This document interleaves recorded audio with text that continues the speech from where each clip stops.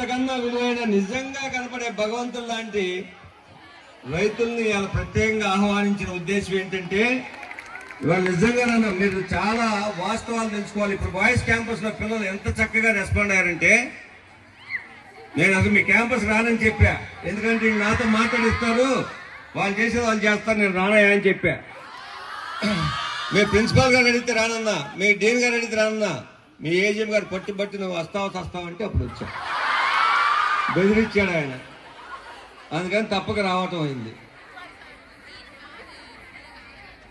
నిజం నాన్న, వాస్తవం మీరు గమనించాల్సింది ఏంటమ్మా, అసలు ఈ కార్యక్రమం పెట్టిన ఉద్దేశం కూడా ఏంటంటే నిజంగా రైతు కుటుంబంలో రైతు పనులు చేస్తూ వ్యవసాయదారులుగా బ్రతుకుతూ నిజంగా ఈ క్యాంపస్లో ఫీజు కట్టడం అంటే నిజంగా వాళ్ళందరికీ శిరస్సు కాదు సాష్టాంగ నమస్కారం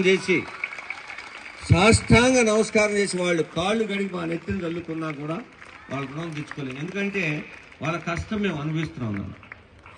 ఇగో నేను వేసుకున్న ఈ షర్టు 2000 రూపాయల షర్ట్లో ఆయన 10 రూపాయలు ఆయనే కూడా ఉన్నాయి. వాళ్ళ కష్టం కూడా ఉంది, అది నమ్మి బ్రతుకుతున్నాను నేను.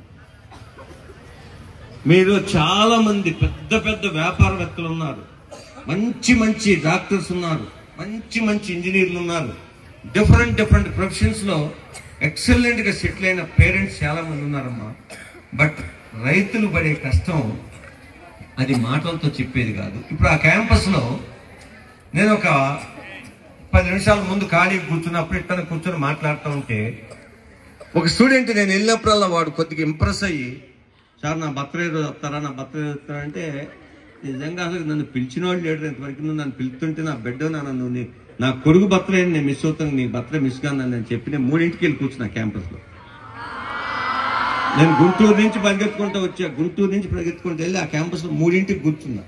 ఎందుకంటే ఎవరమ్మా ఇవ్వాలి అసలుకి 4 మంచి మాటలు చెప్తే విని ఇంప్రెస్ అయ్యి ఒక ఫాదర్ లాగో నన్ను ఒక బ్రదర్ లాగో లేకపోతే ఒక వెల్విషర్ లాగో మీరు వస్తే నాకు సంతోషం అని చెప్పి అడిగినాడు. నాకు ఎవరు లేడు, వాడు ఒక్కడే కనపడ్డాడు నాకు ఇన్ని సంవత్సరాల్లో. నిజంగా నా బిడ్డలాగా అనిపించాడు వాడు. నేను ఖచ్చితంగా వస్తానని వెళ్తే ఏదో ఎగ్జామ్ రాస్తా ఉన్నారు, ఐఐటి క్యాంపస్ అది ఎగ్జామ్ రాస్తా ఉన్నారు. సరే నేను మళ్ళీ ఇంకో క్యాంపస్కి వెళ్ళి తిరిగి మళ్ళీ ఆ క్యాంపస్కి వెళ్ళి వాడి కోసం వెళ్తే తీరా వాళ్ళు సార్ అలా ఫార్మర్స్ డే కదా సార్, కాస్త మీరు ఉంటే బాగుంటుంది, మా డీన్ గారు వెళ్ళాడంటే సర్లే అని చెప్పారు. తీరా అదే వాళ్ళ అమ్మ వచ్చింది, పిల్లగాడు వాళ్ళ అమ్మ సార్ నేను లోపల తీసుకొచ్చి ఇతనే కూర్చోబెట్టి వాళ్ళకి కాస్త స్నాక్స్ అయి పెడతా ఉంటే సార్ నేను వెళ్ళిపోతాను అంటే ఆ వయసు మేడం కాసేపు ఉన్నాను సర్లే అని ఉందాం తప్పనిసరి పరిస్థితిలో. నేను అడిగా ఏ ఊరమ్మా అని అడిగాను. ఖమ్మం నుంచి ఒక 40 కిలోమీటర్స్ ఊరు పేరు చెప్పి నాకు గుర్తురాదు, రీడ్ అవ్వాలి. ఖమ్మం నుంచి 40 కిలోమీటర్లు. ఆమెతో పాటు ఒక ఇంజనీరింగ్ చదువుతున్న ఒక పాప కూడా ఉంది, వీడి సిస్టర్ ఖమ్మంలో ఇంజనీరింగ్ చదువుతుందంట. మరి ఇప్పుడు ఎట్లా వెళ్తానమ్మా, ఆల్రెడీ అప్పటికే టైం 6 అయింది.